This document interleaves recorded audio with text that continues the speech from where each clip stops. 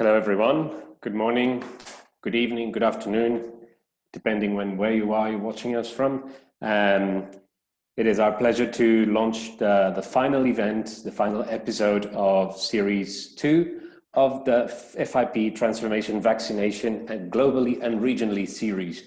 As you know, as you may know, this series has had three blocks or three sub-series, let's say, sets of episodes, and Series 2 is focused on setting transformative goals. So today's episode will be a summary of the various episodes that made up this series and focused on the various FIP development goals.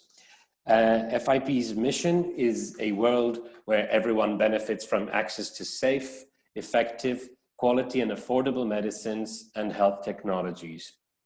And our mission is to support global health by enabling the advancement of pharmaceutical practice, sciences and education. And we will be presenting and focusing on the FIP development goals during this episode as well, which will provide us an episode with a platform, for developing our mission. So my name is Gonçalo Sousa Pinto. I'm lead for practice development and transformation at FIP. And I have the pleasure of co-moderating today's event together with my colleague, Carleen Goma, who is Global Lead for Equity and FIP Program Coordinator for this series of transforming vaccination globally and regionally. A few announcements before we move on with the presentations. This webinar is being recorded and it is also being streamed live on Facebook. And if you have not been able to join us now live, you will have the opportunity of watching it on FIP's website and also on our social media channels, or to revisit this website if you are joining us live today. You may ask questions using the Q&A box that is provided with Zoom. So please do not use the chat function. That's for sharing your thoughts and comments. But if you need any questions or if you'd like to address any questions to any of the panel members, please use the Q&A tool. And you're welcome to share your webinar thoughts on this webinar or any suggestions on how FIP may improve our online provision through the email address webinars@fip.org. And we invite you, of course, to become an individual member of FIP by going to our website, fip.org/membership_registration. Through that membership, you will have access not only to these webinars, which are openly accessible, but to a vast range of other webinars and publications and other resources. So I hand over to my colleague and co-moderator, Carleen Goma. Thank you, Carleen. Thank you. So welcome to the Transforming Vaccination Regionally and Globally program. The Transforming Vaccination Regionally and Globally is the first FIP transformation outcome-based online program of its kind, underpinned by the FIP development goals. The final outcome of the program is a historic global FIP commitment to action on vaccination and pharmacy, and the FIP Transformation Vaccination Collection 2021. So the next slide shows the roadmap for the series. So the series began in September and will run through to mid-December. Series 1 focused on identifying the needs and considerations for transforming vaccination globally and regionally across science, practice, and workforce and education. Series 2 discussed the actions required to deliver on the needs identified in Series 1, aligned to the main FIP development goals to transform vaccination. And Series 3 will focus on FIP member organisations across 6 regions and how they have addressed or will address these actions to deliver on the commitment to transform vaccines globally and regionally, whilst delivering a commitment to action on vaccination and pharmacy. So the next slide shows the important links and resources. So it shows you the webpage for the Transforming Vaccination Program, and we urge you to engage with us and help us answer the following questions. So please type your answers in the chat box. So the questions are, in your opinion, What single factor should be prioritized to transform pharmacy vaccination services globally and regionally? What would be the most important achievement in terms of pharmacy vaccination services in your country in the next 5 years? And the final question is, what else should the FIP commitment to action outline? So please share your answers in the chat function. We would be really interested to see them. In the next slide, we're just summarizing what's happened in Series 2, which is setting transformative goals. So setting transformative goals, deconstructing vaccination in pharmacy through the FIP development goals across the entire profession. And the main outcome is discussing mechanisms and drivers to progress the most relevant FIP development goals in the context of transforming vaccination in pharmacy. So now I'd like to pass back to Gonzo to share the next part on the development goals. Thank you, Carleen. As we mentioned before, this second part of the series is focused on the alignment of the vaccination agenda, let's say, of the roles that pharmacists can play in vaccination with multiple FIP development goals, and specifically with the 8 goals that this program most overtly and most directly links with. But before we actually address specific goals, we would just like to share with you, and also in case this is the first time that you join us for this series and are becoming familiar with these goals, we'd just like to provide an introduction on the FIP development goals. These goals were launched on the 21st of September. It's a series of 21 specific goals that reiterate FIP's commitment to global health and aligned with global health priorities of the World Health Organization and other organizations that FIP partners with.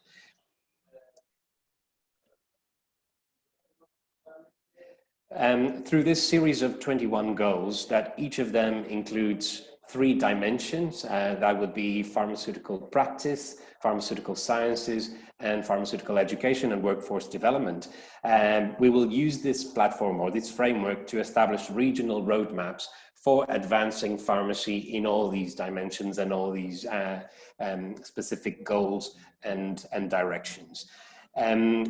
Each of the goals includes a series of mechanisms that are ways of achieving the goal, and the next phase is to develop a set of indicators and country level metrics that will allow us also to measure progress against set and agreed and established indicators. And we will do this by collecting data and analyzing the data and producing tools and reports for our member organizations and the profession in general to assist them in benchmarking against their own evolution and progress, and also other countries and regions. This will also, another strategy will be the transformation programs that will be complex frameworks for addressing specific areas, including, for example, vaccination, which is the topic of this series. And I will now share a brief video that presents the 21 goals so that you see what the goals are.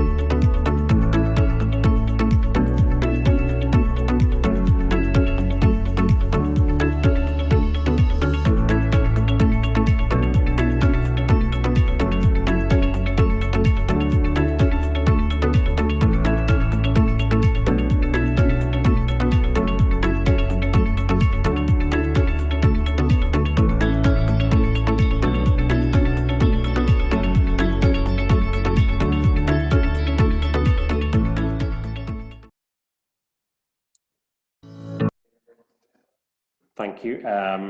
Well, this inspirational video presents each of these 21 individual FIP development goals. And what we've seen by looking in detail at the vaccination area and the role that pharmacists can have in improving vaccination coverage, we see that of these 21 goals, actually it links to 17 of them. So actually the majority of these goals are somehow linked to this vaccination program. And we see that in addition, the vaccination has a very overt link to 8 of these goals. And these are the 8 goals that we will be focusing on today. And we have focused the program of the various events on this series on. And of course, there's a more overt or more, the main relationship is with goal 16 on communicable diseases, because of course the role of vaccines in the prevention of communicable and vector-borne diseases, but you will see how it relates more so directly to several other of the goals. So the first event on the series was focused on goal 4, advanced and specialist development, from everyday practice onto advanced and specialist development. The following event was on goal 7, empowering pharmacists to deliver vaccination at the health system level, and the goal 7 is related to advancing integrated services.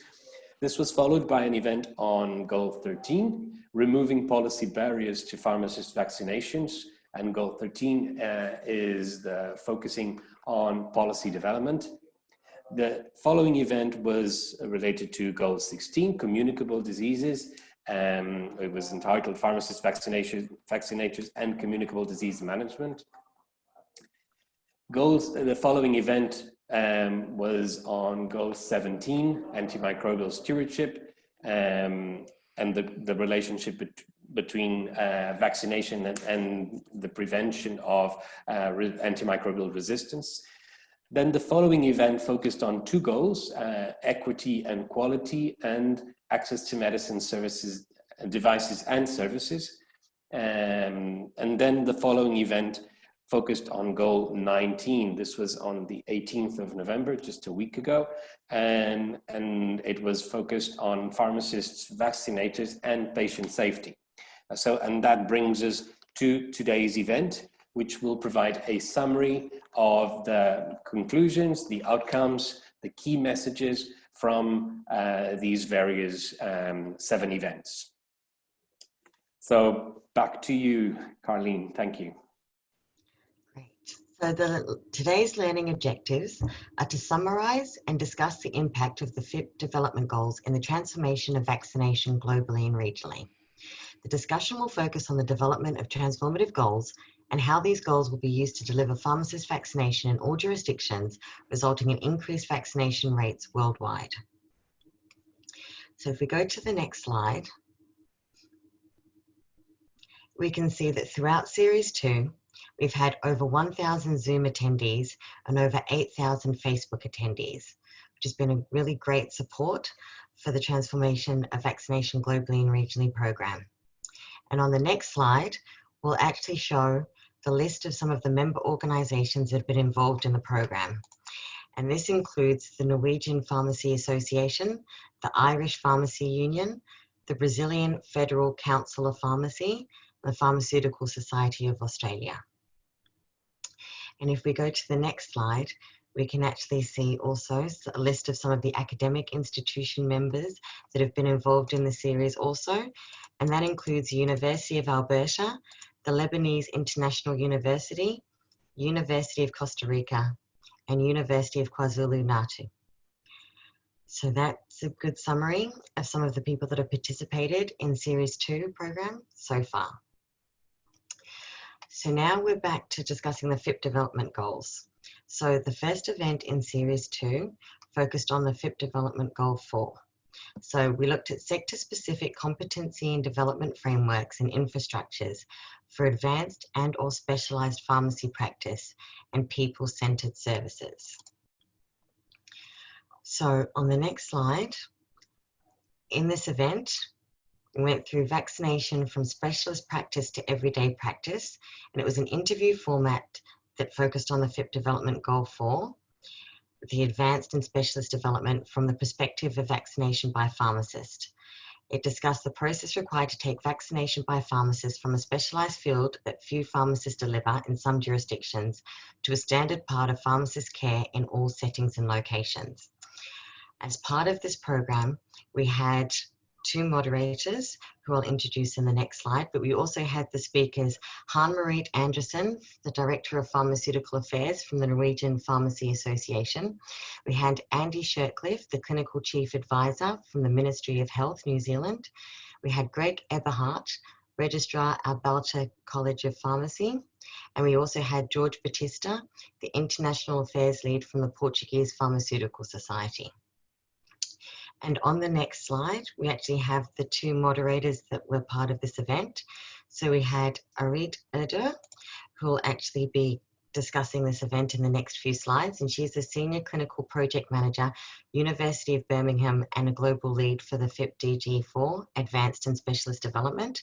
And we also had Desak Anawati, the academic researcher from the Faculty of Medicine, and she's also the Global Lead for the FIP-DG4, Advanced and Specialist Development. So now I'd like to hand over to Arit Erder to go through some of the key takeaways from the event and share those with you now. Thank you, Arit. Thank you, Colleen, and thank you, everyone. It's good to have you here on the call. Now, my name is Arit Erder. Myself, alongside Zach, we moderated the session of vaccination from specialist to everyday practice.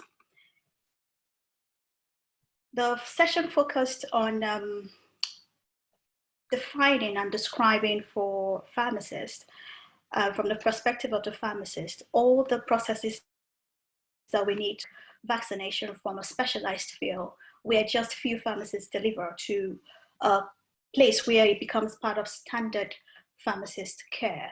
And we had speakers from Norway, New Zealand, Canada, and Portugal, who gave us a 15-minute presentation each during the session. Next slide, please.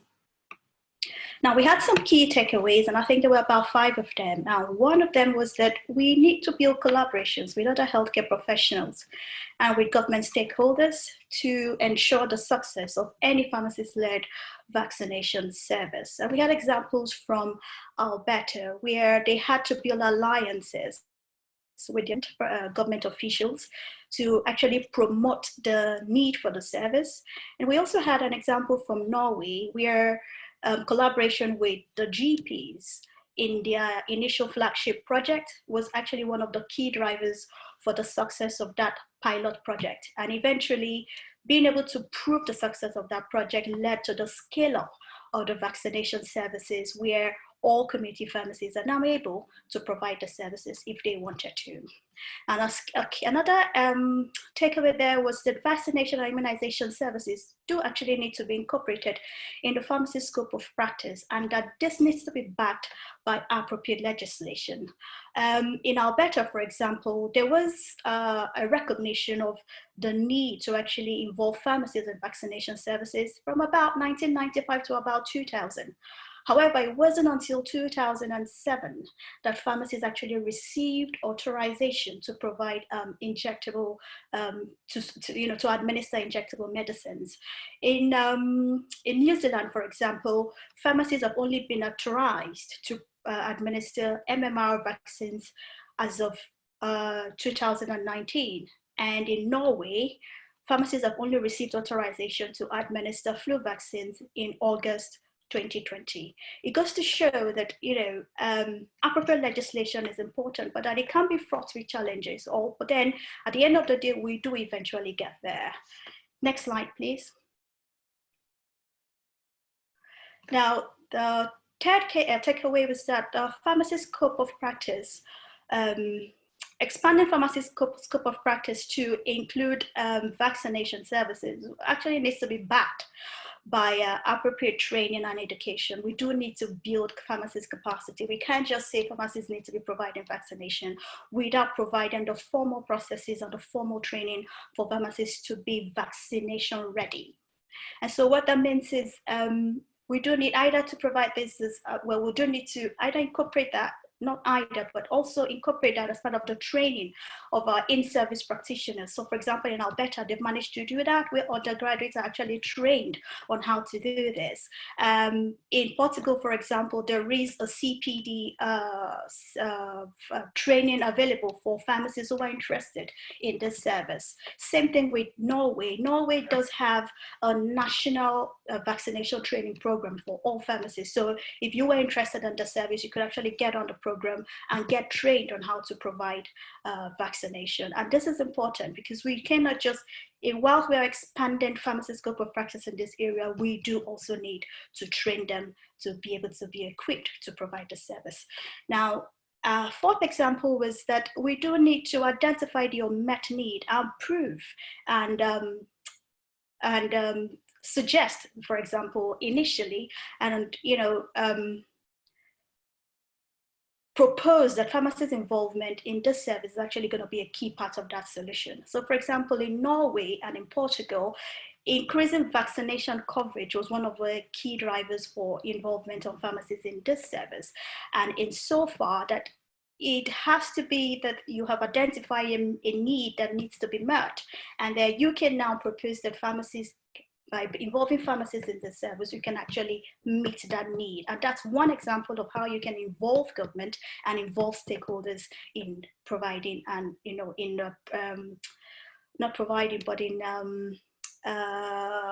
accepting to involve pharmacists in the service. Now, a fifth example is we do need to evaluate the service and prove its effectiveness and its value to ensure continued government support. In New Zealand, they've been able to prove that actually this kind of pharmacy services are cost effective and it can actually save government money. And so by proving that by giving those sort of examples, you can ensure that governments remain interested in getting the services going. Next slide, please. And so when we also talked about the fifth development goal and the mechanisms and actions that we need in ensuring that this service continues as it is. Well, continues and develops to a point where it becomes even more important and essential. So, for example, political will and government support is essential. You can't have a full success of the service if we don't get our government involved. We do need to identify barriers to change. Now, one of the key things that came out of our session was that there will always be people who feel like you're coming to encroach in their space. So, for example, other cadres of health professionals who have been in that space before pharmacists, but then engaging with them, engaging with such stakeholders, the community, people in the community, people in the government, the pharmaceutical associations, the education institutions, engaging with all of the stakeholders will help, promote and help in the success of this service. And then a fourth one actually is that providing training for pharmacist practitioners cannot be overemphasized. It has to be incorporated in our education curriculum, be it through CPDs, be it in our in-service practitioners, for our in-service practitioners, or even for our pre-service, our undergraduate students. We do need to incorporate this sort of training in their general curriculum. Next slide, please. So in terms of the workforce, we've said that already, that vaccination as part of the undergraduate education and CPD is important. And then in terms of practice, we do need to identify what are the key barriers. This would differ in terms of your context, in terms of your healthcare sector within your particular country or your particular region or jurisdiction. But then again, it cannot be ever overemphasized. Government needs to be involved. Collaboration is essential. Next slide, please. And so you find out that all of this, the needs of each country, the possibility of building and enabling the capacity, and also ability to change public expectation is important. For example, in Alberta, they've gotten to a point where 55% of all public funded vaccination services are actually now provided by pharmacists. It wasn't always the case, but then by insisting on providing the service and being able to deliver where the service is now being recognized by the general public has led to a point where even the government is also benefiting, where you're even having more coverage for vaccination because of pharmacist involvement. So as a final note, the local context, the pharmacist's role may differ, but then if you can identify the barriers and provide incentives or identify processes through which pharmacist involvement can help, overcome those barriers, then it becomes a proper roadmap in which the services can become acceptable in your jurisdiction, or where you can also involve government in it. Thank you very much. Colin, over to you. That's my last slide.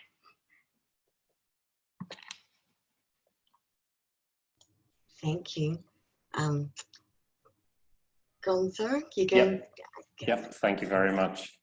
And thank you for that presentation of the first episode. And we now move on to the second episode of this series, which was focused on development goal number 7, advancing integrated services.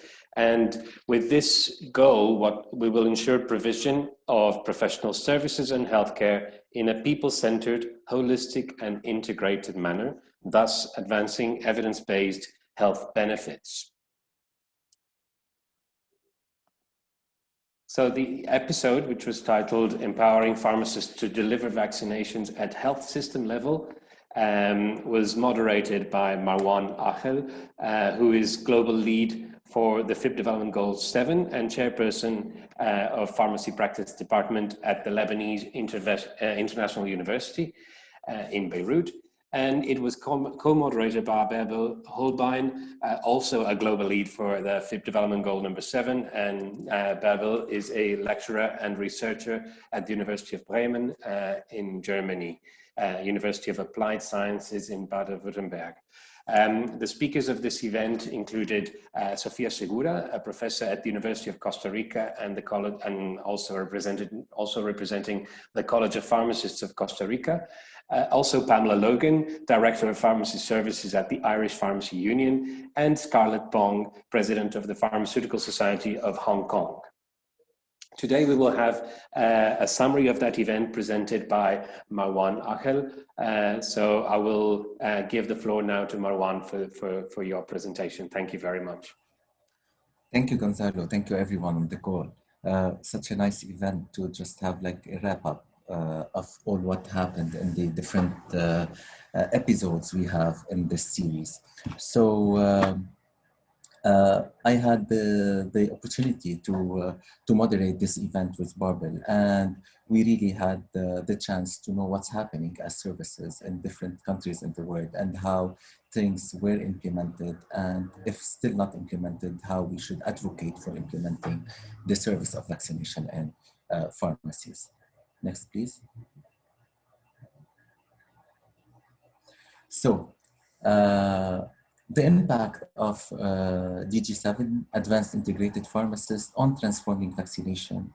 In this talk, I will be talking about the primary takeaways, the themes and topics that were covered by the speakers, and how the coronavirus, COVID-19, accelerated the transformation, and how we can really take the opportunity to introduce more services in pharmacy, proposal of some mechanisms, and I will be finishing by outlook with other DGs, development goals. Next, please. So, the primary takeaway messages, we stress on the meaning and importance of vaccination at the health system level. We know that historically, legally, and from social framework of community pharmacy in different countries, we know that it's a continuous effort, continuous work, it's a dynamic process, and it is evolving. We know that nothing is stagnant, everything is dynamic, and it is evolving in different countries, in different regions. We need, of course, a strategic plan, a roadmap, and of course, to be working with all the healthcare stakeholders in order for them to be engaged with us in providing services, especially talking about vaccination. So we're advocating for vaccination in all settings where we have a pharmacist. And we have talked about many case studies on how the route to implement some services, especially vaccination, may be long. However, we should always be there to work on it, to work for it in order to make it happen. As you said, Gonzalo, in your introduction, that we had Sofia Segura from Costa Rica, Pamela Logan from Ireland, and Scarlett Wong from Hong Kong to talk about the status of vaccination in their countries. Next, please. So, we of course know that the vaccination situation worldwide is heterogeneous. So, vaccination is not, the status of vaccination is not homogeneous everywhere. Not in all countries, pharmacists can vaccinate. And in some countries where pharmacists vaccinate, they cannot do all the vaccines. Or and sometimes we have like countries that have established pharmacy vaccinations, that vaccinations are done by pharmacy. So we need to make sure that this is not common all over the world. And here comes the importance of the third series that will be starting soon of this event, Transforming Vaccination, which will be highlighting on the status of vaccination worldwide. And it will be going into deep in each region in order to see what pharmacists are doing in vaccination in different regions, the WHO regions of the world. So it's a long route for implementation. We should never stop. We have to keep on doing what we have to do, keep on advocating. We need to take actions, and however, we need to take it by a step-by-step basis. So we shouldn't run fast. If we can do it, why not? But things may take time. And the step-by-step approach showed really good outcomes. And of course, we do know that pharmacies are ideal places for vaccination. It's a safe environment, well equipped, and we have the trained personnel, especially the pharmacists, are certified for administering vaccines. And we should stress on the idea of the now to become active and involved. So never say we will be doing it later. It's now, and especially why we're talking about the now, because now we have the pandemic. And here we really need human workforce if we need massive vaccination, if we need vaccination for people. So it's now that we have to take the initiative and go and advocate for vaccinating, especially for the COVID-19 vaccine. Next, please. So the world of services is changing continuously. We start by the work environment, the teams, the workload, the interprofessional working. So all these are changing continuously. Information, treatment options, fake news, and myths. And we're dealing with all of these. So pharmacists are dealing with the work environment, the information, the services that we are delivering, especially now, like telepharmacy, telehealth. And why not to stress about the idea of vaccination? We need to do it, and we can do it. For the medicine supply challenges, and of course, we need to work with the government in order to change the legislation where legislation says that pharmacists cannot be responsible for vaccination. Next, please. So, how in the now? How we should do it now? We should never forget the idea about having this, the three components of practice, science, workforce, and education all together. Nothing should be kept in silo, so we should be silo free, and we need to avoid gaps between the three elements in order to make sure that the service will be provided in the best way for the practice. We do all know that what appears for the general population, for everyone, is what we do in practice. However, this practice won't be as good as we want, won't be optimal if we don't have a good relation with what's happening in science and what's happening in workforce and in education. So, actionable preparedness, we have to work on the authority levels, like institutions, government. We have to work on providers levels, like member organizations and associations, and also work on the service providers. We're talking about mostly the pharmacists. We need the pharmacists to be involved. We're talking about community pharmacists, hospital pharmacists, and as we said, whenever we have a pharmacist, we may offer the vaccination. Next, please. So, patient centricity, pharmacist, and the one FIP approach, the one what we are talking, workforce with practice, with science. So it's a patient-centered and integral health service for the workforce development. It is people-centered, and especially when we want to provide care for the community, like working with others also, interprofessional, and all, not forgetting all the services we are providing, and of course the science, which is the scientific strategic way in order to evaluate all what we're doing, especially if you want to expand professional pharmacy services, including the research. So we have a great contribution of the pharmacist in the patient-centered care, as we said, for the infrastructure and equipment, the knowledge, the skills and the abilities, the advocacy, and of course the social background, and it will remain sustainable. We should never forget that community pharmacies are an extensive network across any country. So in reality, we can reach the whole population. And now we're talking about priority population and general population, especially when we want to start the vaccination.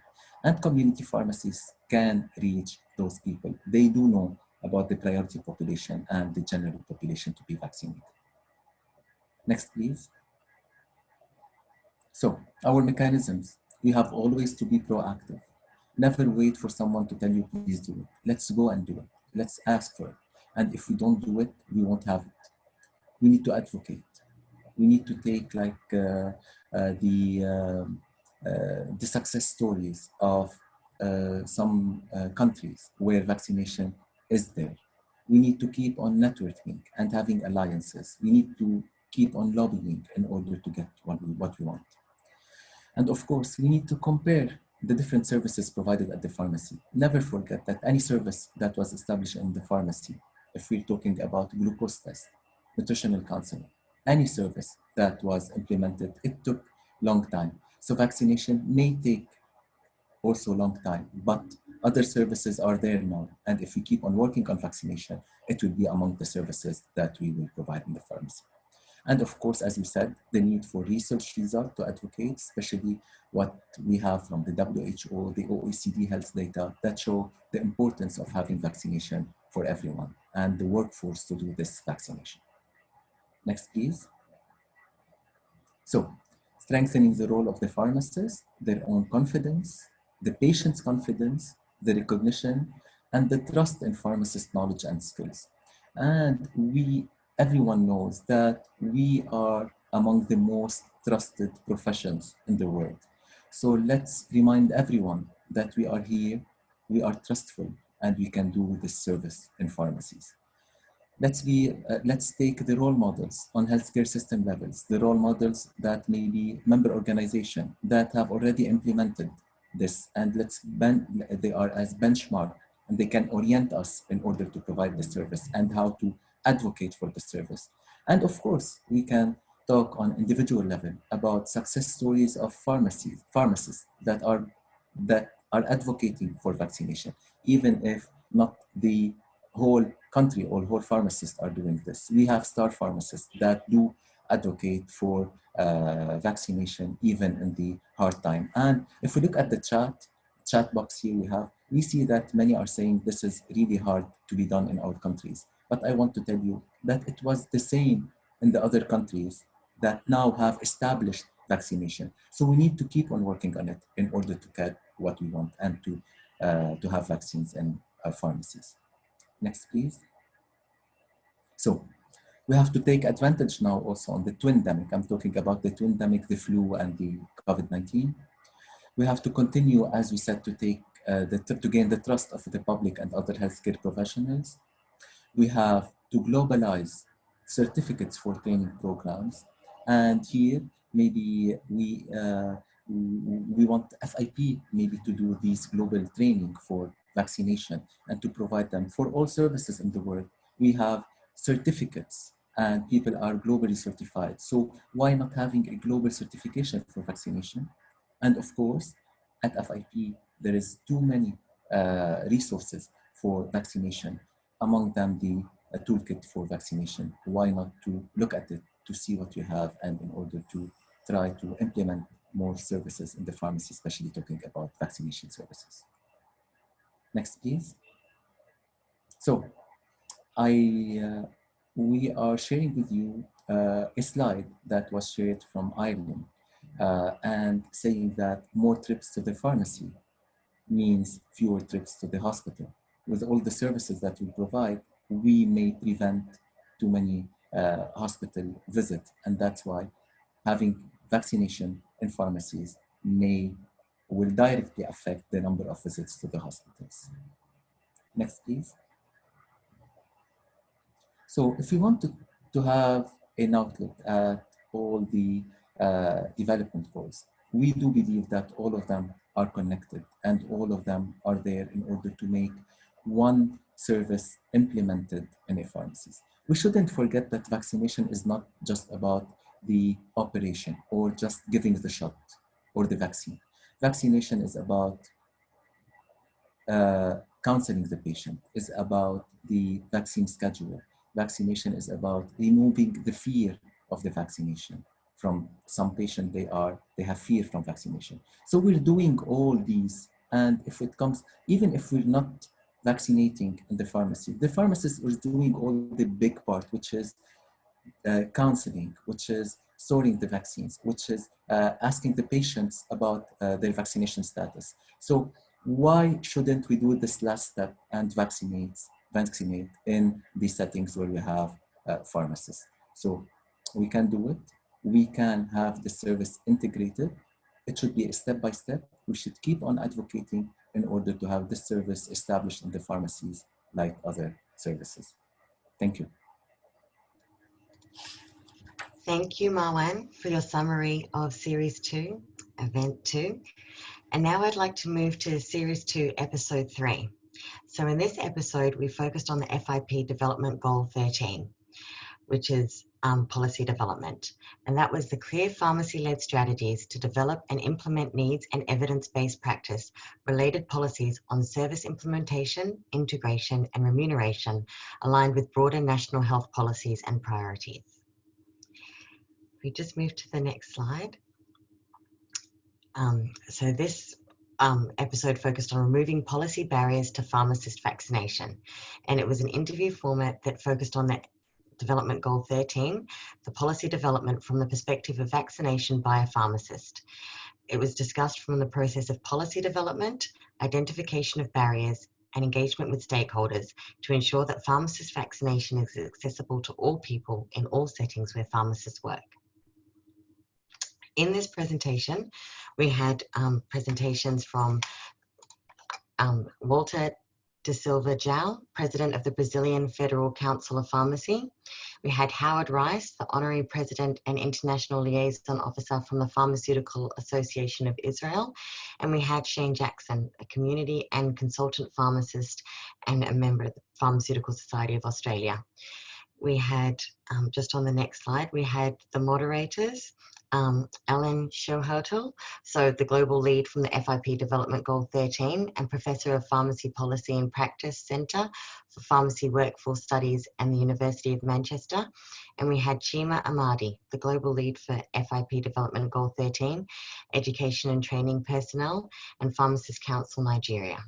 So now I'd like to pass on to Chima, who's actually going to go through a summary of this episode 3 for Series 2. And I'll pass on to you, Chima, now.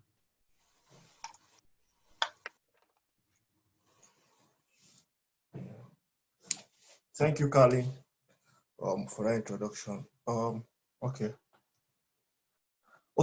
hello, everyone. During our program and our event, we had 3 speakers, like Carly mentioned.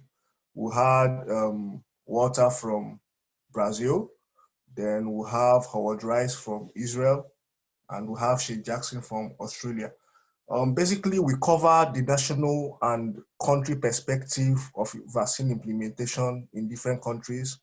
Typical example, we gave the case study of Israel. We highlighted what the Israeli is doing, Israeli regulatory pharmacy agencies and the pharmaceutical associations in Israel, how they're able to tackle their challenges.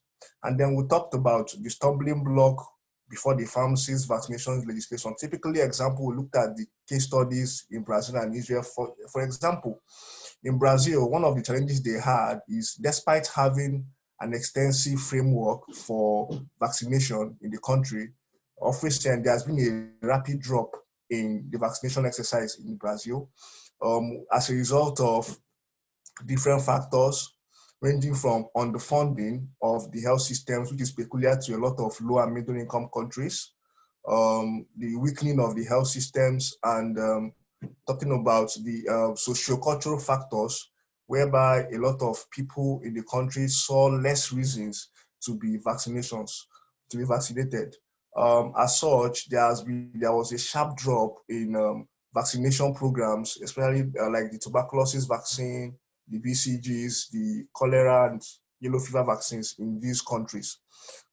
In Israel, there are some pieces of legislation that are not flexible enough that is making it difficult for pharmacists to participate in the vaccination exercise in the country and vaccination programs.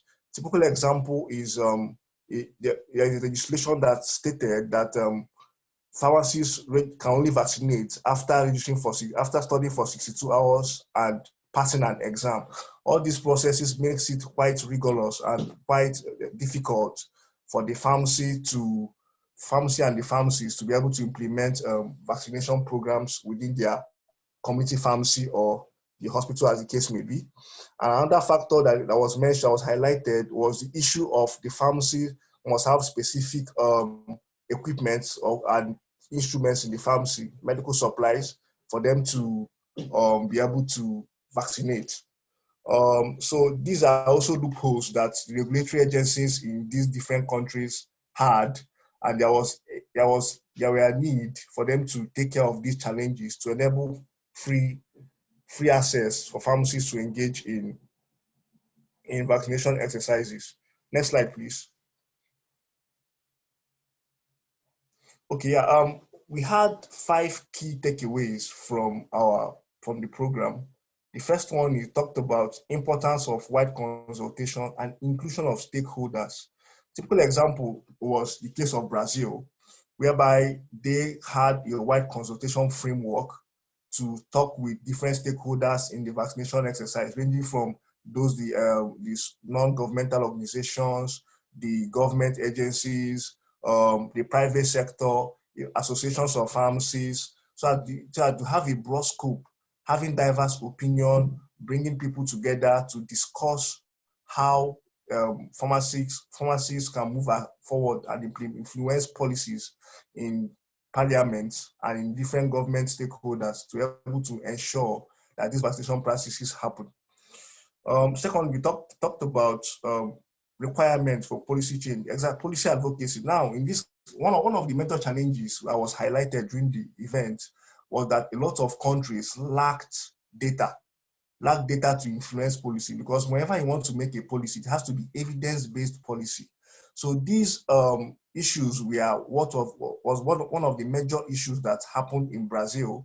So there was need to champion evidence, there's need to accumulate data, there's need to do more research to find out that these things are needed, so that when you want to lobby or you want to engage the stakeholders, you'll be able to present data to back it up. And you talked about mobilization. In mobilization, this is where you pull the pharmacies in the region together, forming a solidarity framework so that all the pharmacies can come together and analyze the required values and the required capacities that they need to be able to effectively vaccinate. Because it's one thing to clamor for pharmacists to participate in vaccination programs, and it's also another thing to know, to show and to display that you have the capability and the capacity to engage in such programs. So there is need to bring pharmacists together and ensure that those tools, those values that they need to move ahead is provided. And that is what happened in Brazil. The unity in action, of course, every pharmacist in different sector, be it community pharmacy, hospital pharmacy, they have to be united. And such form of unity can be fostered through national conferences, through workshops, through events as well, whereby you have the whole pharmacies in different sectors coming together and united, speaking with one voice to be able to influence policies that to ensure pharmacists' inclusion in the vaccination framework of the countries. Another thing that was discussed was the social visibility. By social visibility, pharmacists have to use events like maybe the World Pharmacist Day, whereby pharmacists come together, organize programs, health outreaches to be visible in the eyes of the policymakers and the private sectors, so that they'll be able to appreciate the work that's being done by the pharmacists, to appreciate the impact that are being made by the profession, and then analyze and be able to see reasons why they should be adopted into the vaccination practices of different countries.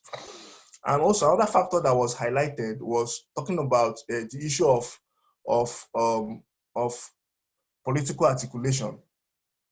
This is where pharmacists have to be far engaged and more engaged in the political reforms of their different countries.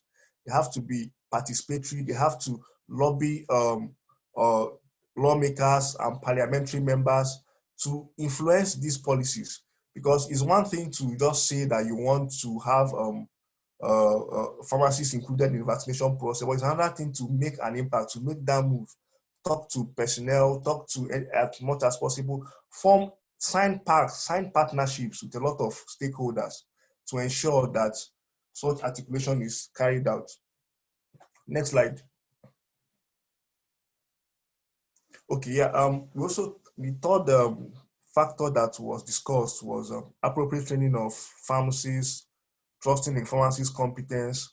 I think we can learn from the case of Brazil here, that formed a 40-hour coursework for pharmacists in immunization and created events like webinars to equip pharmacists with the capacity and the competence to be able to carry vaccination exercises in their country. So there has to be an educational team, an educational system that gives the pharmacists the adequate knowledge, give them the adequate skills to perform vaccination exercises, perform vaccination programs, to coordinate these exercises within their country systems. Then the fourth thing we discussed is the funding mechanism and incentives. First, talking about a lot of our health systems in different countries are underfunded. So there has to be a system for funding whereby you have a sustainable financing system of countries. So that's one of the things that is needed and should be lobbied for, to ensure that there is adequate competition, to ensure that the competition for funding is reduced, and to ensure that those fundings are available for pharmacists and for other healthcare providers to utilize in the vaccination exercise. Typical example is in the case of Israel, whereby there is recommendation for payments, a fixed payment or a fixed salary scale or wage for the vaccination systems as part of the incentives to promote pharmacists to engage in vaccination programs in the country. The other thing is perceptions of pharmacists' convenience and patients' convenience of community pharmacies for patient access, doctors, and other healthcare professionals. This is where, talking about advocacy, talking about organizing events like the World Pharmacist Day events we talked about, through these events, through the positive impact, the society, the populace will be able to appreciate the perception of the pharmacists, their roles and their importance in carrying out vaccination exercises in their countries. So there is need to reorient, and this is taxed on the pharmaceutical regulatory agencies and the pharmaceutical associations in different countries to come together to reorient and also promote the image of pharmacy in their respective countries. So with these perceptions and with these impacts as well, they'll be able to appreciate, and the ease of lobbying for vaccination implementation for pharmacists will be greatly increased. Next slide, please. Okay, we had one of the recommendations we had was that the FIP needs to have a policy framework on pharmacist vaccination inclusion that can be adopted by national pharmaceutical association and regulators. Yes, already there is an FIP vaccination toolkit, which contains a list of strategic frameworks that can be implemented and used by regulatory agencies and pharmaceutical associations as a template to advocate for pharmacists' inclusion in vaccination programs in their respective countries. In addition to that, there is also need for evidence-based data, for pharmacist-mediated data, for data visibility in these countries, so I'll be able to help FIP to look at the holistic data from different countries, because as there are different regions in the countries, there might be peculiar similarities and also sharp contrasts in the way and the situations in these countries. So there is need for enough and efficient and robust data visibility from these countries, various countries, to guide FIP international framework to encourage and to support national regulations to implement their vaccine programs for pharmacists. And secondly, the FIP WDG 13 is also charged with the duty of trying to come up with those strategies and framework to be able to support all other subsequent regulatory agencies in different countries across the globe. Thank you. Colin, back to you. I think that should be my last. Thank you very much, Chima, for that great overview of that event. And continuing with our series, with our program of today's event, we will focus now on the fourth episode of this series, which focused on the FIP Development Goal 16, communicable diseases. With this goal, our profession will oversee the prevention, surveillance, scientifically strategic management, and therapeutic optimization of communicable and vector-borne diseases. And for this episode, which had an interview format, the episode was called Pharmacist, Vaccinators, and Communicable Disease Management. And it was an interview by our CEO, Dr. Catherine Duggan, to Professor Michael Klepser. And communicable and vector-borne diseases, the focus of the event was communicable and vector-borne diseases from the perspective of vaccination by a pharmacist. The role of vaccination in the prevention and the suppression of communicable and vector-borne diseases, and the promise of addressing these diseases that pharmacist vaccinators can deliver. So I will now give the floor to our CEO, Dr. Catherine Duggan. Thank you so much, Gonzo. Yes, I think most people know who I am. I am the Chief Executive Officer of FIP. Next slide, please. So just to remind everybody, for those of you who haven't heard this episode, Dr. Michael Klepser's research interests include point-of-care tests in community pharmacies and community-based antimicrobial stewardship. In our interview in episode 4, we focused particularly on management of communicable diseases. He's published extensively on these topics and has more than 130 peer-reviewed manuscripts. And he is very active in professional associations, being past president of the Society of Infectious Diseases for Pharmacists. And this made him ideally qualified for the session. So next slide, please. The session, as Gonzo has mentioned, pharmacist vaccinators and communicable disease management. We had an amazing interview, actually. It was such an energized experience. I have to recommend and commend you all to listen to it. And really, Michael gave us some really good insights and take-home messages. Next slide, please. So I've got 3 of the 5 take-home messages that Michael gave us from my take on the presentation. 3 of them are on this slide. Firstly, provision of immunisation should be recognised as totally within the scope of practice of pharmacists worldwide. He then said, a second point was that pharmacists should be trained to administer immunisations. And we understand this isn't possible in all countries, but where it is, we should be supporting this. And where it isn't, we should be supporting pharmacists to take on board additional roles so that this vision is achieved. The third point was that community pharmacists are an invaluable way to identify individuals needing immunisations. Again, increasing our confidence about our contribution to this area is really important. Next slide, please. Fourthly, it became very clear that pharmacists can also play a role in the management of communicable diseases by using these point of care technologies, which identify individuals with these diseases and provide them with necessary treatment. And Michael's got a lot of experience in this area, and he was saying, we just need to start from the evidence, but not wait till we have so much evidence we prove the principle. We need to start with the evidence of impact and then communicate this really clearly. His fifth point was the goals of pharmacy and public health closely align, and we become logical partners in this endeavour. Next slide, please. So my own personal reflections from this session was, firstly, it was a pleasure to interview Michael, and I thank him hugely.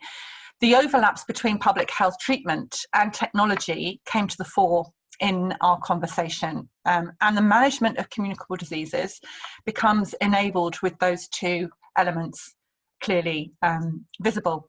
COVID-19 has really shone a light on these issues, and the potentials for solutions in this area set the scene for the decade ahead, and FIP will do much to pull together the issues of public health and where technology can help. Finally, just a thanks to Michael for his enthusiasm and commitment to the profession in this regard. Thank you, Gonzo. Great, thank you. Oh, Carleen, sorry. No, it's all good, thank you. So we're now going to be discussing Series 2, Episode 5, which focused on the FIP Development Goal 17, antimicrobial stewardship. This one focused on the strategies and systems in place to develop a pharmaceutical workforce prepared to deliver quality services for antimicrobial stewardship. If we look at the next slide, we looked at pharmacist vaccinators and antimicrobial stewardship. It was an interview format that focused on the FIP Development Goal 17 from the perspective of vaccination by a pharmacist. It looked at the role of vaccination in antimicrobial stewardship, preserving the antimicrobial effectiveness, preventing antimicrobial resistance, and the promise of addressing these issues that pharmacist vaccinators will deliver. So as a result of this episode, we had speakers, Alfonso Pereira Suspites, we had Manjiri Garash, we had Philip Howard, the consultant pharmacist, Leeds Teaching Hospitals NHS Trust. We had Deborah Goff, the infectious diseases specialist, the Global Antimicrobial Stewardship, the Ohio State University Medical Center. And we also had the two moderators, well, we had the moderator Sabia Esak, who is on the next slide. And Sabia is the South African Research Chair in Antibiotic Resistance and One Health Chair, Global Respiratory Infection Partnership from the University of KwaZulu-Natal in South Africa. So hopefully I pronounced that well. So now I'd like to pass on to Sabia Esak to go through the summary from the episode. Thank you, Sabia. Thank you very much, Carleen. If I could have the next slide, please. So our session focused on understanding the impact of the FIP Development Goal 17, antimicrobial stewardship in the transformation of vaccination globally and regionally. And we actually want to turn this the other way around. It's how vaccination will actually assist antimicrobial stewardship, and that was the focus of our discussions. If I could have the next slide, please.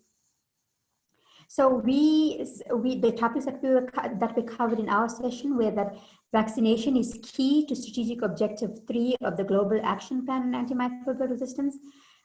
Strategic objective 3 deals with infection prevention and control by means of hygiene and sanitation, as well as biosecurity and good animal husbandry within the animal health sector. We discussed the fact that vaccination reduces the incidence of infection and the need for antimicrobials, and a reduction in the use of antimicrobials lessens the selection pressure for the development or escalation of antimicrobial resistance. We had perspectives from various different countries, from Costa Rica, from the US, the UK, and from India. And we found that the role of pharmacists in vaccination is determined by health system policy and the federal, state, or local regulations, and may include one or more of the following. So pharmacists may be involved in simply encouraging routine immunization through education and advocacy. They may be screening patients and identifying those in need of immunization who would then be referred, or they may be fortunate enough to actually dispense and administer the vaccines, in addition to carrying out their role as in pharmacovigilance. The next slide, please. We additionally covered the following. COVID-19 has actually entrenched pharmacists as frontline public health professionals in preventing infection, and this frontline visibility should be leveraged to include pharmacists as vaccinators. The accessibility, availability, and equity of access to vaccines will be substantially improved by community pharmacist vaccinators. We, however, are aware of the fact that any amendment to the scope of practice of the pharmacist should be accompanied by the necessary knowledge and skills, which should be integrated into pharmacy education, both theoretically as well as practically. And any new pharmacy-led vaccination service should be supported by policy, training, and of course, reimbursement. So we felt that pharmacist vaccinators ushers in a new era for pharmacy. The next slide, please. So the mechanisms or actions relative to the FIP development goal on antimicrobial stewardship, we found that vaccination indirectly contributes to stewardship. Vaccines reduce the incidence of infections, including drug-resistant infections, and reduce antimicrobial use and selection pressure overall. This has an indirect effect on antimicrobial resistance. High vaccination rates also limit inappropriate antimicrobial use because you don't have the infection to treat that leads to resistance. So this has an indirect effect on antimicrobial stewardship. So vaccination will really advance and enhance us meeting the objectives of antimicrobial stewardship. Thank you very much.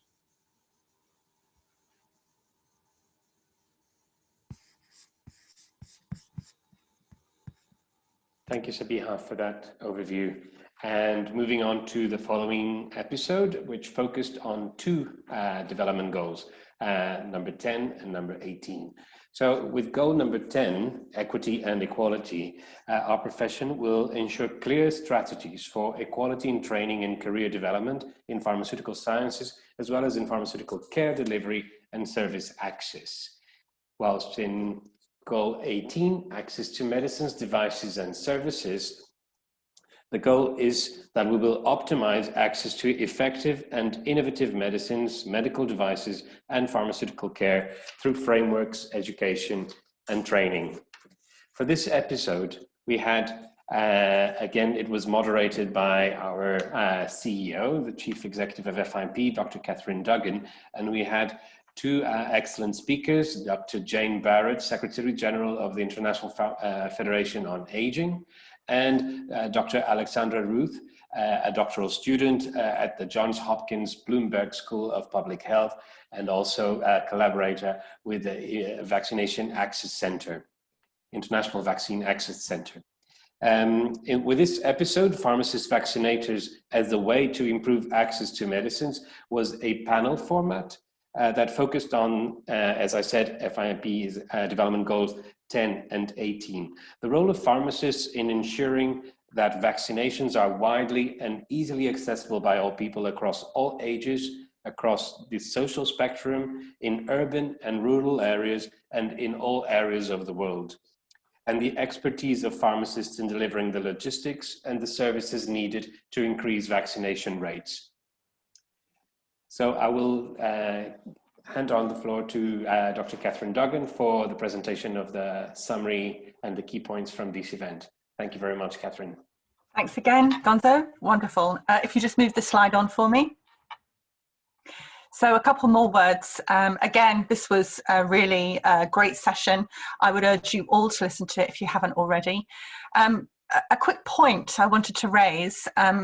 Dr. Jane Barrett is the Secretary General of the International Federation of Aging, and that federation represents over 75 million older people. And Jane is a great collaborator with and a friend of FIP, and this became hugely apparent throughout the panel discussion. Jane was able to provide us with really clear, insightful priority areas that we can work with IFA on and alone on. And that's very, very clear in the take-home messages that you have today.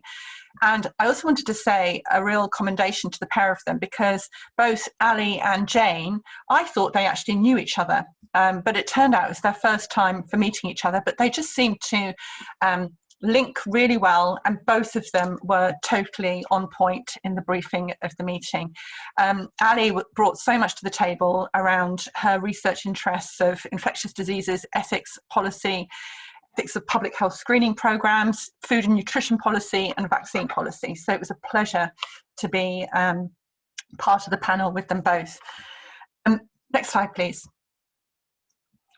So in line with the FIP Development Goals 10 and 18, we had major discussions around the role of pharmacists in ensuring vaccinations are widely and easily accessible by all people in all areas of the world, and that our expertise in delivering the logistics and services that are needed to increase vaccination rates per se, and also to enhance vaccination rates of the COVID vaccine, were really part of the discussion. So key takeaways included: there is a need to create and enable an environment so that people of all ages, particularly older people, find it of value.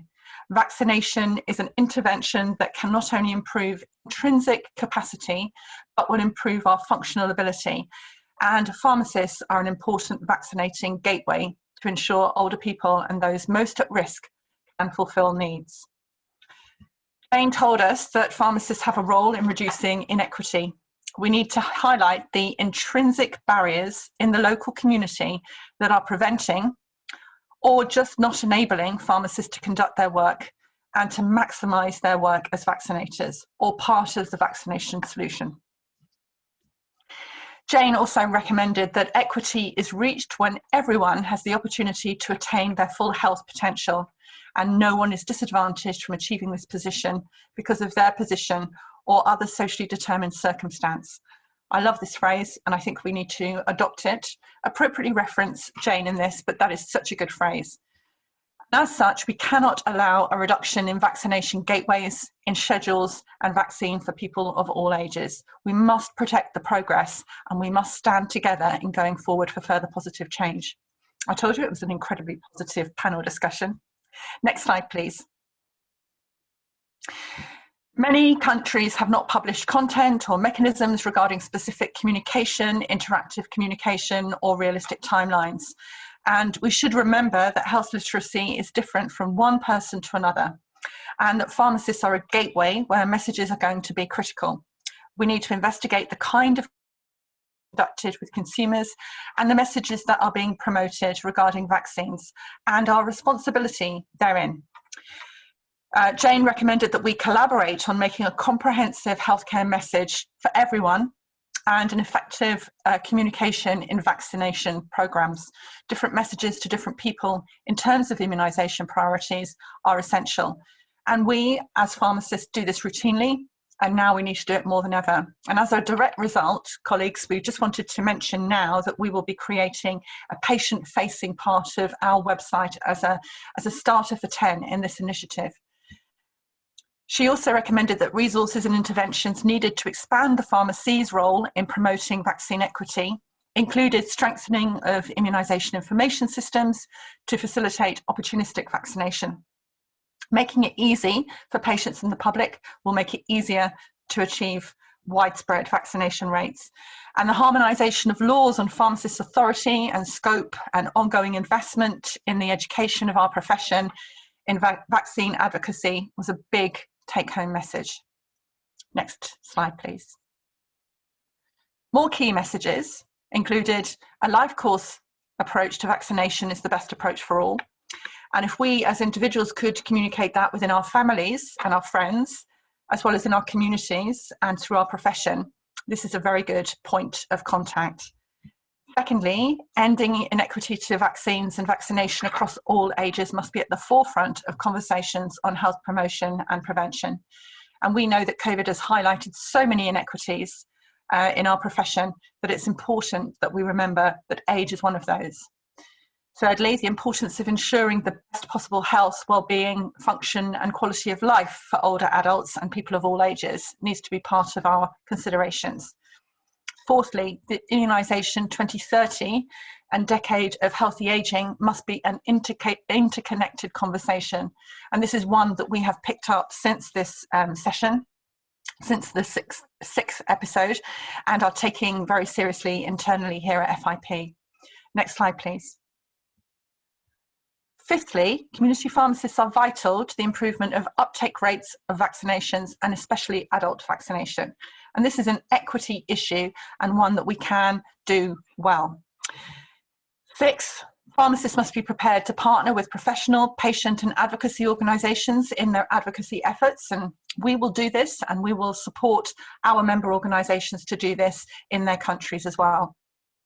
Seventh, the link between vaccination services and the management of non-communicable diseases in the community setting, including the promotion of adherence to treatments and a series of support services by pharmacists, especially focusing on older adults. And this has become increasingly apparent during our pandemic. We have seen that patients who are taking multiple medicines for multiple comorbidities just do worse in their outcomes with COVID. And of course, that's absolutely linked with age. So we really need to support and vaccinate our older people. The eighth point that Jane made really clear is IFA and FIP are true collaborators and partners working to maintain and improve the health and well-being of people of all ages. And I have to say that having such a partner with FIP makes it easier to realise how we might achieve some of the points that Jane made. Next slide, please. There were a few particular comments that Ali recommended to us. Pharmacies play a key role in extending access points to vaccination services, particularly via extended hours and accessibility in rural areas, where access to primary care and primary care providers may be more sparse. And she was giving us examples of the US in this context, but it's valid across all our countries.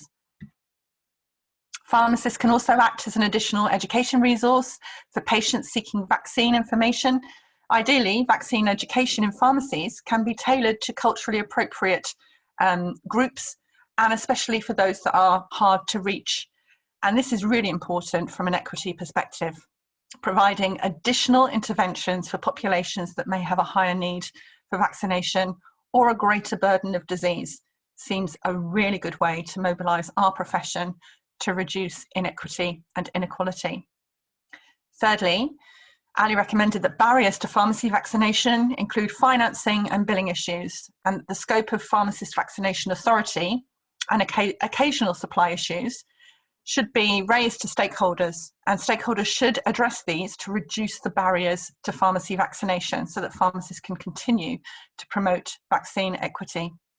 Superbly important point there. To address vaccine hesitancy, vaccine messaging must be harmonised across stakeholder groups, and pharmacy organisations should be included in these stakeholder discussions early and often. And we will do all we can to support our member organisations and our individual members with these discussions. Next slide, please. So before we move on, a couple of reflections from me around the FIP Development Goal 10, Equity and Equality. Clear strategies for addressing equity and diversity inequalities in pharmaceutical workforce development, continued education and training, and career progression opportunities are a priority. As we move from a focus, quite rightly, in FIP on gender equity related issues to consider all the issues that have just become clear and apparent to us this year, such as the impact of age, income, demography, ethnicity, living standards. They are writ large during COVID-19, and these take-home messages that we've seen from both Jane and Ali highlight that very distinctly. And finally, FIP Development Goal number 18, we need strategies in place to widen the access to medicines and services through a responsive, capable, available and well-distributed pharmaceutical workforce. We know this now, as never before, with the news in the past week of 3 available vaccines with very different levels of storage and supply and accessibility. And we have much to reflect upon, and our commitments will reflect these in a priority mode at the end of Series 3. Thank you, team. Great. Now we're up to Series 2, Episode 7, which focused on the FIP Development Goal 19. The workforce and education strategies linked to patient safety mechanisms and reducing medication-related harm in practice. So as part of this presentation, we had speakers Ramesh Wilpola, lecturer, School of Population Health of Sydney, Australia. So just on the next slide. We also had John Hertig, the speaker from he's the associate professor from Butler University. We had Emma Paulino, professional secretary for the International Federation of Pharmacy. And then we had Alpana Mayer, the head of prescribing and therapeutics for Scottish Government. And on the next slide, I'll introduce the moderator, who is Lars Arke Sunderland, the executive advisor, the president community pharmacy section of the FIP. So Lars, I'd like to pass on to you now to go through the summary for Series 2, Episode 7. Thank you. Thank you so very much, Caroline. And thank you for this introduction. In our session, we had 4 very distinguished and experienced speakers within the field of pharmacists, vaccinators, and patient safety. And as Caroline said, the session focused on FIP development goal number 19, pharmacists, vaccinators, and patient safety. And patient safety mechanism linked to reducing medication-related harm, quality assurance processes, and legislation and regulations. Dr. Ramesh Walpola, he spoke about vaccinations in Australia and the importance of patient safety issues, as well as the importance of established and approved vaccination standards and the role of pharmacists as vaccinators. He also covered the myths of vaccines. The second speaker, John Hertig, spoke about pharmacists' role in vaccination worldwide, the important need for documentation and tracking, what is the best practice implementation of services, and the need for a secure supply chain. Next slide, please. Our third speaker was Emma Paulino. Emma spoke about the role of pharmacists as vaccinators and the need for shared records, the success story of vaccination rates in Portugal, and how pharmacy is contributing in public campaigns for vaccination, which indeed is very important. And finally, our last speaker was Alpana Mayer, and Alpana spoke about the need for standardization of the vaccine program in pharmacies. She spoke about the importance of the monitoring of adverse effects following on immunizations, and she spoke about pharmacists' role in the vaccination programs across UK, as well as issues during the issues to consider during the pandemic. Next slide, please. The 5 primary key takeaways from the session were, and I will come back to them shortly, the need for pharmacists' vaccination standards and legislation to allow for vaccinations, the pharmacist's role in delivering vaccinations, including health records, history and screening, patient counseling, training program development, documentation and tracking, and policy and procedure development, etc. We also could identify vaccination education, the need to dispel myths, and the need to use pharmacy as a trusted information source and part of a national campaign for public promotion of vaccines. And we also identified the need for supply chain security. Successful immunization programs are built on functional end-to-end supply chain and logistics systems. And finally, the need for shared records and adverse event reporting. Most healthcare systems require all healthcare providers who administer vaccines to maintain permanent vaccination records, report occurrences of certain adverse events, and also because pharmacists have the experience with adverse event drug reaction reporting, they should also develop and lead vaccinations programs to meet these requirements. Next slide, please. Some of the mechanisms and actions needed and identified during the session were ensure academic capacity to deliver education and training to enhance patient safety mechanisms, especially regarding vaccination. Incorporate patient safety and medication-related harm reduction skills in early career training strategy and continuing professional development strategies. Important as pharmacists are responsible for reducing harm. And also, of course, utilize advanced and specialist development system and frameworks to develop patient safety as an advanced or specialist area for the workforce, in addition to being embedded within leadership development programs. Next slide, please. Also, furthermore, incorporate patient safety and medication-related harm reduction in competencies and skills in competency development frameworks for pharmacy, and embed people-centered care as a strategic outcome in earlier career training. We heard that previously as well. Person-centered care is important, as the patient will actually be managing his or her own health on equal terms. As such, we actually must fully understand this concept. Next slide, please. Furthermore, align workforce education and development strategies with needed integrated services. Vaccination programs at pharmacies need to be an integrated service within primary healthcare and handle and being reimbursed equally. Also understand capacity needed to produce and train sufficient workforce members that are available and accessible to ensure continued pharmaceutical care. Pharmacists can and are playing an important role in disease prevention by advocating and administering immunizations. And such activities are actually consistent with the preventive aspects of pharmaceutical care and have been part of pharmacy practice for a long time. Next slide, please. So going back to the primary key takeaways from the session, we would like to highlight the need for pharmacists' vaccination standards and legislation to allow for vaccination. It is very important to have these kind of standards and protocols to follow for training and practice, and by this make sure that patient safety issues are covered, but also to make the services transparent, traceable, and consistent. Next slide, please. The pharmacist is responsible for reducing harm, and this means that as a healthcare professional, we need education and training about first aid measures, CPR, cardiopulmonary resuscitation, how to handle an anaphylactic shock, as well as skills in vaccination practice. And this will be guided by guidelines and established standards. And pharmacists who don't administer vaccines can actually promote immunizations through 6 types of activities, like history and screening, patient counseling, documentation, formula management, administer measures, and also public education. And these promotional activities can also be integrated into our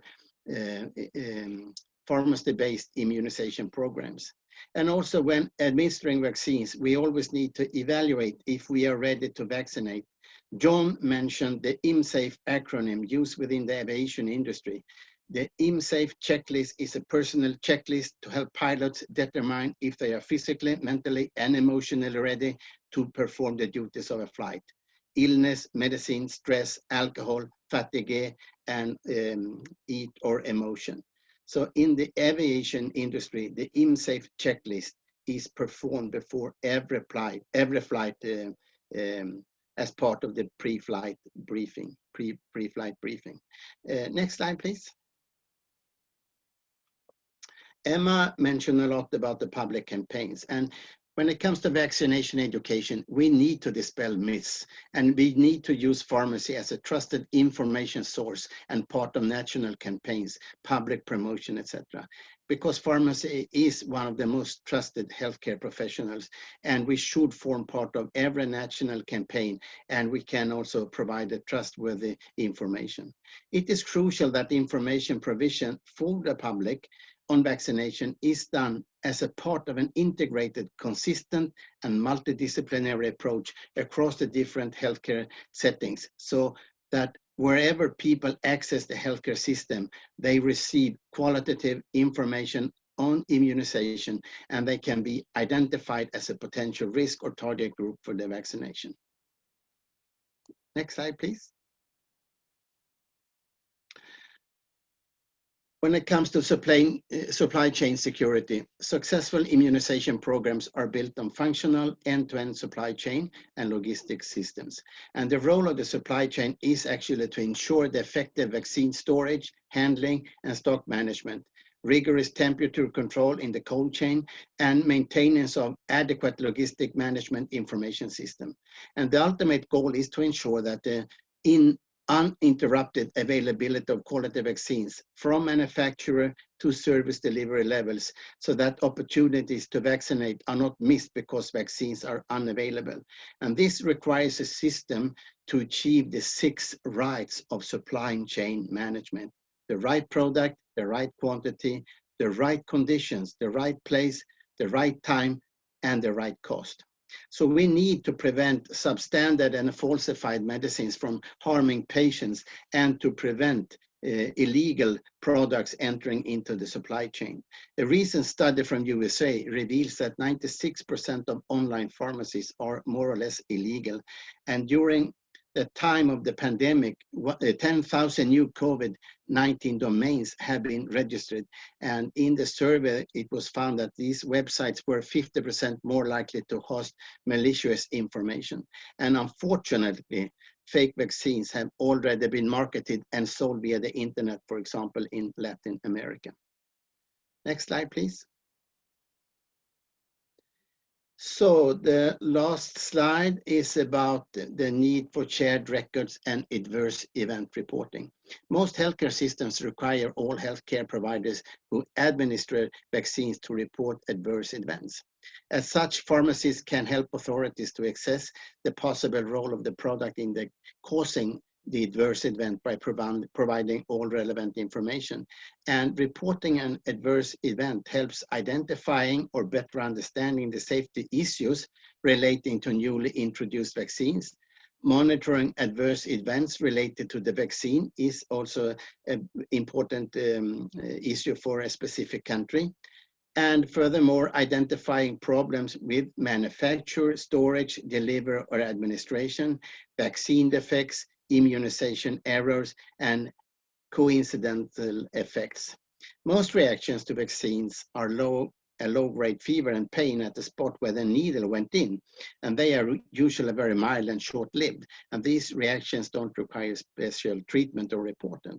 But I would like to highlight the difference between a serious event or a severe event. This was mentioned by Alpana in her presentation. A serious adverse event or reaction is any untoward medical occurrence that at any dose results in death, requires inpatient hospitalization or prolongation of existing hospitalization, and results in persistent or significant disability, incapacity, and is life-threatening. The term severe is not synonymous with serious. So in the English language, severe is used to describe the intensity, the severity of a specific event, as in mild, moderate, or severe. And the event itself, however, may be relatively minor medical significance, such as severe headache. So by that, I would like to finish my conclusions from the FIP development goal number 19. Thank you. Thank you, Lars, very much for sharing your summaries from the event of 2.7. So just in summary for Series 2, concrete mechanisms were identified to transform vaccination globally and regionally. The tools and structures to enable nations and regions to achieve global transformation of vaccination were shared in these events, and this has led on to Series 3. So now I'll pass on to Gonzalo to just go through a bit of a summary of what to expect in Series 3. Thank you, Carleen. As Carleen just mentioned, we will move into a new series after today's event that will focus on the specific needs and priorities of countries and regions. And therefore, the Series 3 will look at regional engagement to enable a roadmap to be developed for each of the regions with a specific set of indicators and country-level metrics to develop and monitor progress through data collection in the transformation of vaccination globally and regionally. Needs assessments will be able to be done to develop action plans for each of the regions and institutions, as well as toolkits for needs assessments to aid the transformation of vaccinations globally and regionally in collaboration, for example, with the regional pharmaceutical forums of FIP, with a compilation of best practices from countries to aid other countries in their progress towards pharmacist vaccination. We will have examples not only of countries that have already introduced pharmacy-based vaccination, but several countries that do not have yet pharmacy-based vaccination, and will present the main challenges and aspirations and their plans to introduce it, and how the international community and FIP and the forums can support these organizations in achieving these goals. So I will just present you a brief video to present the outline of Series 3 that we invite you and encourage you to attend as much as possible.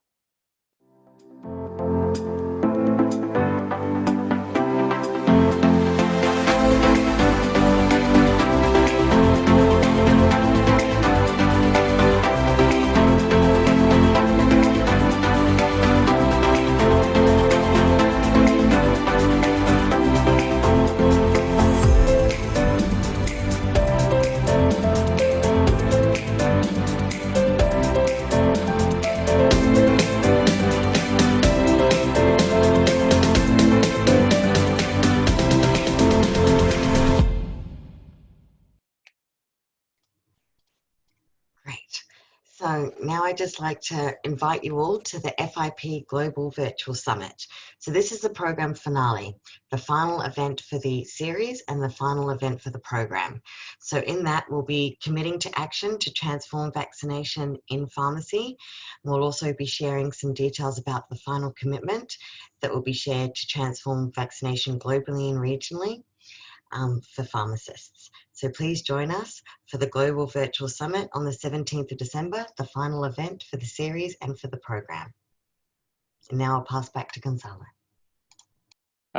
Thank you very much. So we are slightly over time, and as such, we will not be able to address some of the questions that you have shared with us via the Q&A tool, but I'm sure you will understand that it was important to provide enough space to each of these 7 events to really, the moderators, for them to present the outcomes and the main messages coming from each of those sessions. So thank you very much for understanding that we will not have the time today to go through those questions, but we welcome your active participation in this webinar and your attendance. And we do invite you to join us again in a few days. We start again on the 1st of December with the first event that will be focusing on the European region. The event will be moderated by Stephanie Kohl from the European Association of Hospital Pharmacists and by Emma Paulino, the Professional Secretary of FIP. And we will have 3 speakers. Mr. Alain Delgut, he's the President-elect of the Pharmaceutical Group of the European Union, and Ms. Monica de Recpoix from Belgium, from the European Healthcare Distribution Association. And we will also have Marianne Sanfournier, President of the Malta Chamber of Pharmacists. So we do invite you to attend and join us on the 1st of December for the first episode of this series. And just together with my colleague Carleen, we'll just invite you, welcome, thank you for your participation, and wish you a nice day or evening. Goodbye, thank you. Bye.